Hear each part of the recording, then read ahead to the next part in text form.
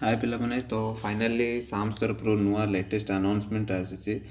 तो जो मैंने सब ऑब्जेक्शन रेज कर तो से माने निजर स्कोर कार्ड चेक करि परिबे आउ तुमर चॉइस लॉकिंग पाई मध्य से डेट अनाउंस करिछि तो चलंतु से विषय रे तो ये साम्स तरफ गोटे लेटेस्ट अनाउंसमेंट आसी the final entrance marks 2026 for 2 year B.Ed and PhD M.Ed courses are now live. Applicants can check their marks by logging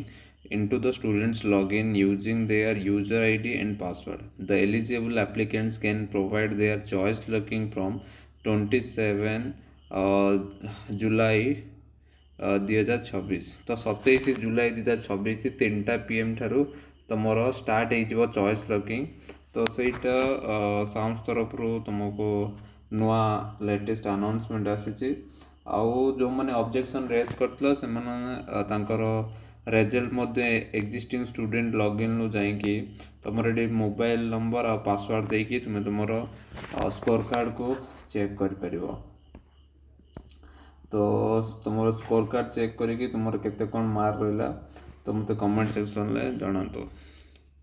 रही पुणी देखा एक नुआ वीडियो रे।